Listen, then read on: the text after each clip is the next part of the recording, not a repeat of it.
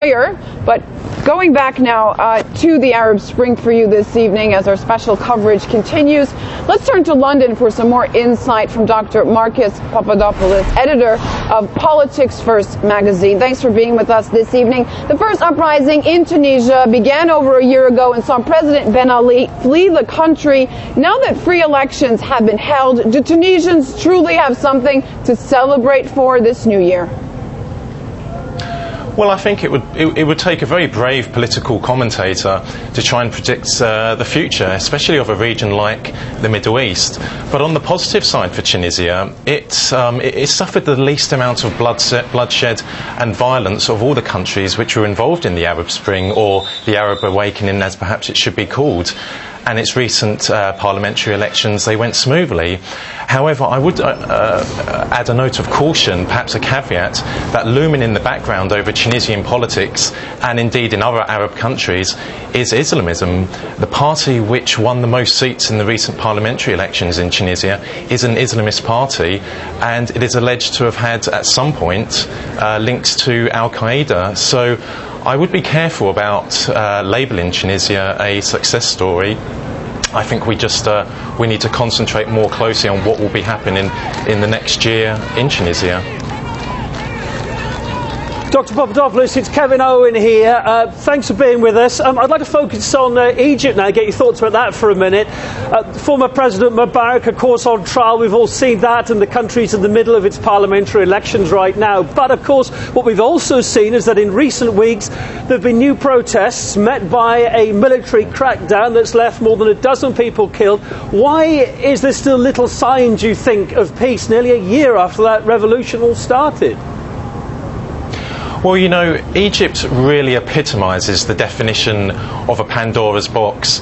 Essentially, there's three groups in Egyptian politics, all vying for power: the military, the Islamists, which are broken down into the Muslim Brotherhood and the Salafists, and then you have the liberal-minded Egyptian politicians. Now, the most powerful two groups are the first two, the military and the Islamists, and both groups, they have very little trust for each other. There's a lot of resentment amongst each other, and that would explain why you're seeing so much violence recently on the streets of Cairo. But I would like to add, however, that this is potentially nothing compared to what could happen.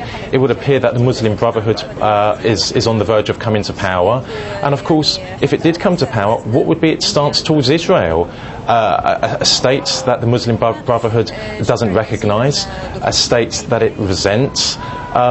Potentially we could be in a situation where Israel and Egypt are at loggerheads again, as they were following the establishment of the State of Israel. So I think a lot worse could come out of Egypt.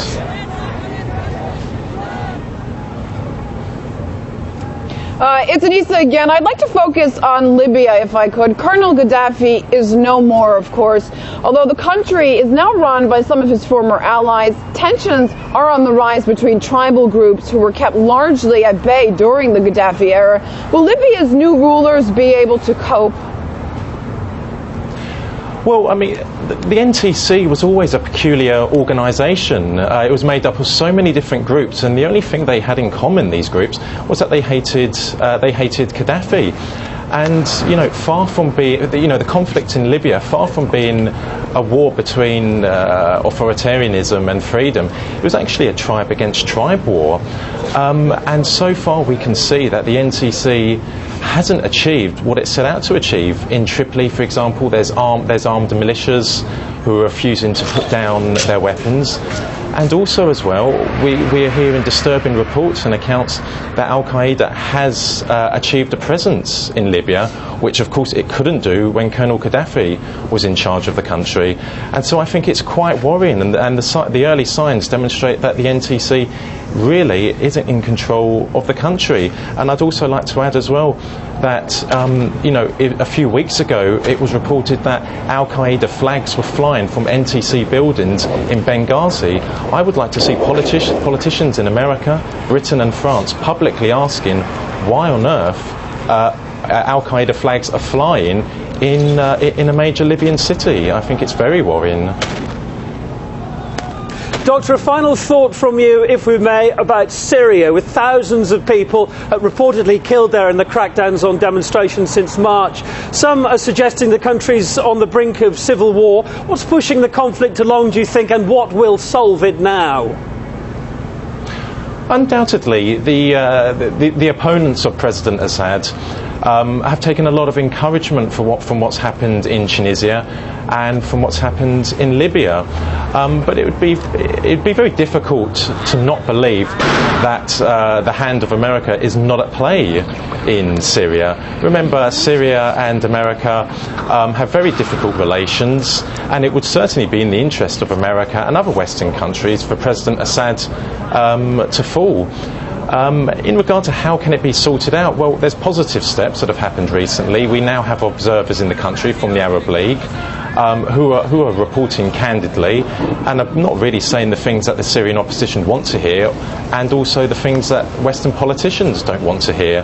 But I think in order to resolve it, we have to hear what the report will be in either January or February next year from the Arab League observers, and we need to take it from there. The international community needs to act as a mediator, and it certainly doesn't help the situation for American politicians and French and British politicians to be taking the side, either implicitly or explicitly, of the Syrian opposition. It's only inciting things and inciting more violence, and as a result, ordinary people are being harmed.